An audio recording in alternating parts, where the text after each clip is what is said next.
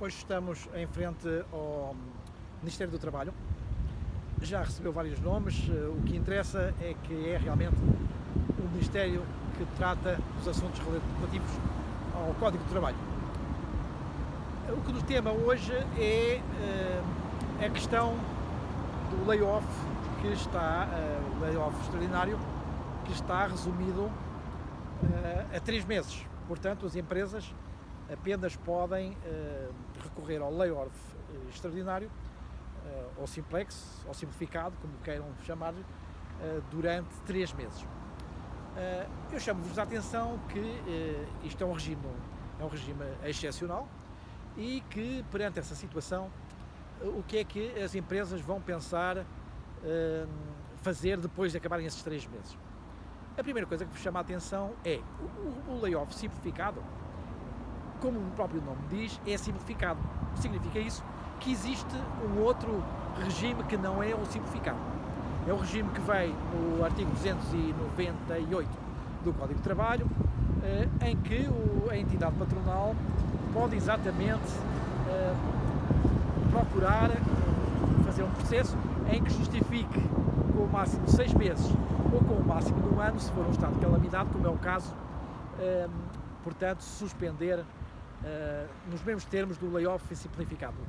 Os termos são exatamente os mesmos e, portanto, podem as empresas recorrer a este sistema.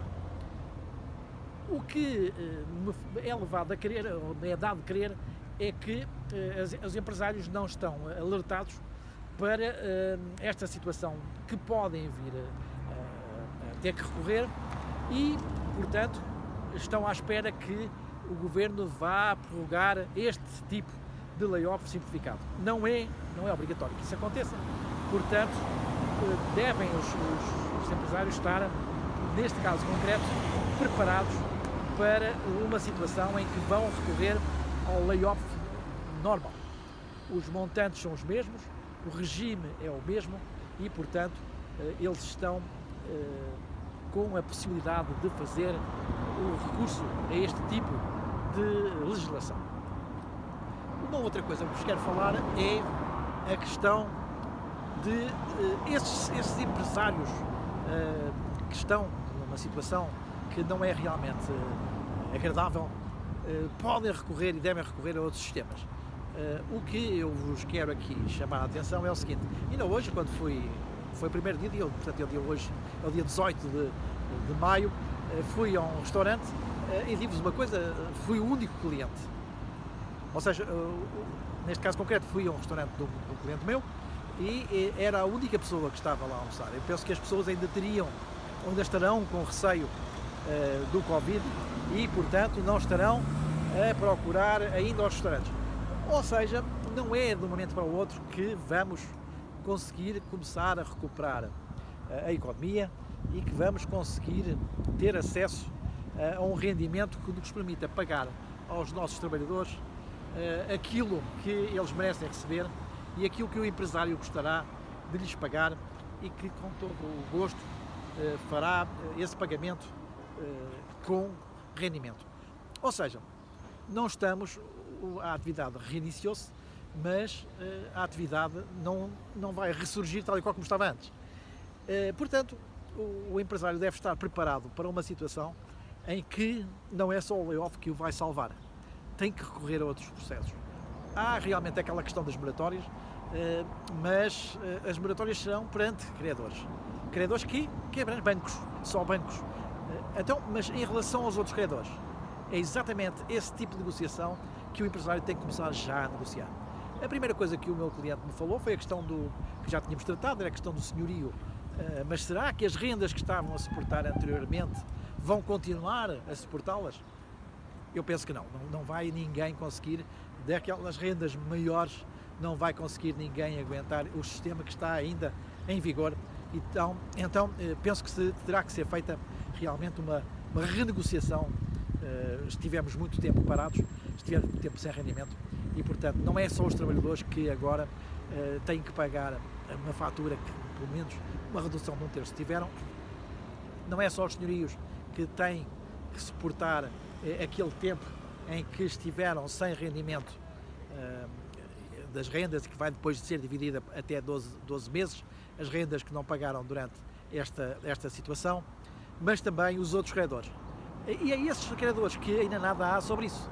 O que é que eu posso fazer numa situação em que os meus fornecedores, sei lá, o da carne, o do vinho, o do café, o da água, têm montantes elevados para receber? É isso que não está previsto e é isso que, quando eu vos falei, por exemplo, na questão dos RERs, é exatamente com esse tipo de credores que o nosso devedor terá que ir falar e terá que estar preparado para conversar com ele e ele portanto, e ambos conversarem entre si, porque ele também tem contas para pagar.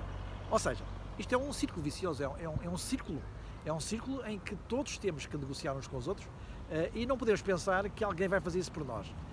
Nós estamos muito habituados, talvez desde os primórdios da civilização republicana, à espera que o Estado nos resolva alguns problemas. Mas o Estado não pode resolver todos os problemas, ele não é o nosso pai. Ele não é aquele que tem que resolver os nossos problemas, somos nós que temos que resolver os nossos problemas. Uma coisa que eu vos chamo a atenção é a questão do desemprego. É que o desemprego tem valores elevadíssimos que subiram. Portanto, temos a questão dos apoios ao layoff, temos a questão do desemprego, temos a questão dos trabalhadores que estão em casa a tomar conta das crianças que começam hoje a ir para as escolas, mas de certeza que os pais todos não vão para as escolas com esse descanso e, portanto, muitos deles optaram em ficar com os filhos em casa e continuam a usufruir desse regime. Assim sendo, o Estado está a suportar cerca de 2 milhões de portugueses que estão a ser apoiados pelo Estado. Mas isso não é a solução total, não é a solução que temos que optar. A solução é renegociarmos entre nós, dividirmos isto pelo tempo e, é o que eu vos venho dizendo, pegarmos e negociarmos aquilo que devemos. Mas sem negociarmos, vamos atrasar as coisas e vamos fazê-las entrar em mora. Se não renegociarmos, entra em mora. E o entrar em mora é realmente aquilo que nós não devemos deixar fazer. Muito obrigado.